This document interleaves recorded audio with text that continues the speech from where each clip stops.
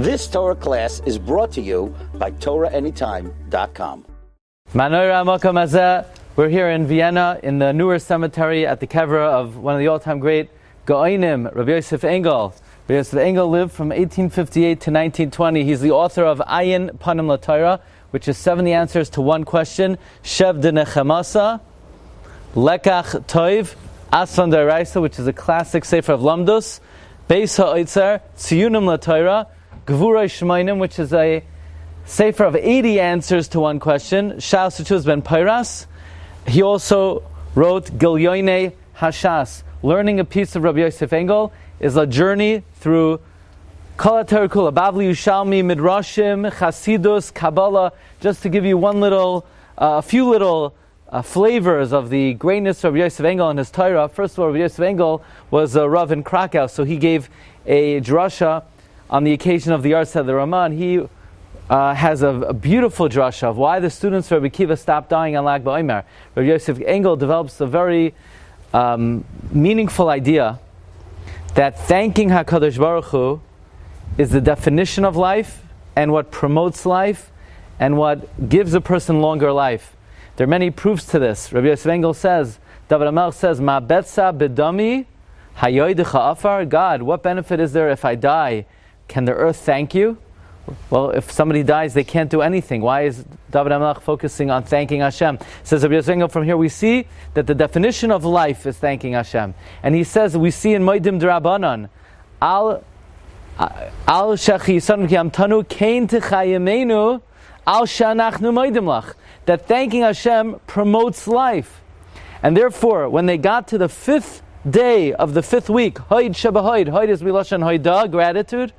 Gratitude promotes life, and therefore on this day, the students of Rekiva stop dying. This is an amazing drush of Yosef Engel, why the students of Rekiva stop dying in Lag BaOmer. Another amazing marach Rabbi Yosef Engel has is he asks, how could Yaakov Avinu say, Im Lavan Garti? What does Rashi say on the words Im Lavan Garti? Taryag, mitzvahs, Shamarti, I kept the Taryag mitzvahs. Really?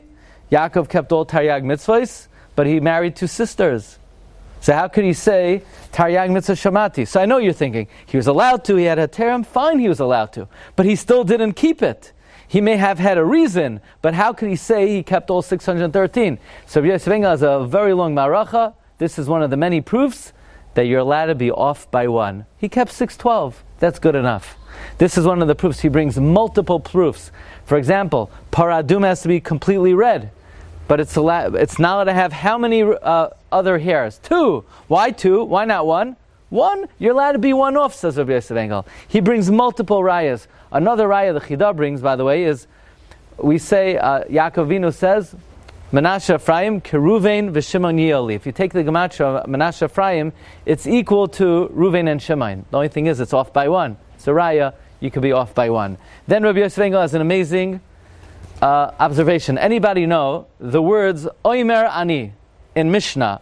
There's only one Tana really, with a few notable exceptions and maybe in the Tosefta, who says the words Oimer Ani. Which Tana would say Oimer Ani? Says Rabbi Yosef Engel, we only find it by Rebbe. Rebbe would say Oimer Ani. Why? Where does this come from?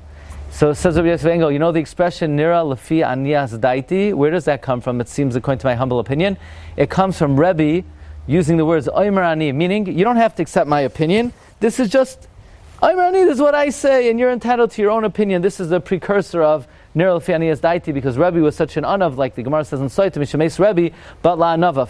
Furthermore, Rabbi Yosef Engel says Ani is the name of Hashem, like the Gemara says in Sukkah. We say by the Simchas Beis Hashoeva, Im Ani kan, Hakol kan. Ani is the name of Hashem. Ani v'hoi Haishiyana. It's one of Hashem's 72 names.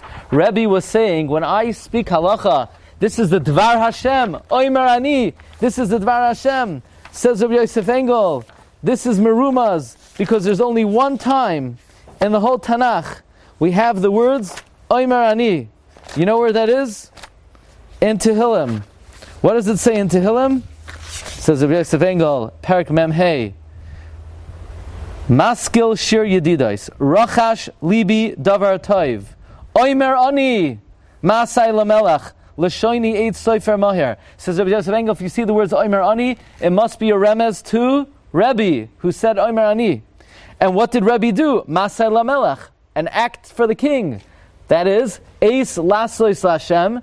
There's a time to act for the king. To do what? L'shoini, my tongue, the Torah Sheba'al Peh, eit soifer moyer. You need to write down. So there's a remez to Rebbe's way of speaking. Omer Ani, we have a remez to Rebbe's activity of writing down the Mishnah. In fact, Rabbi Yosef Engel says, amazingly, Libi davar toiv soifer tevois Rebbe.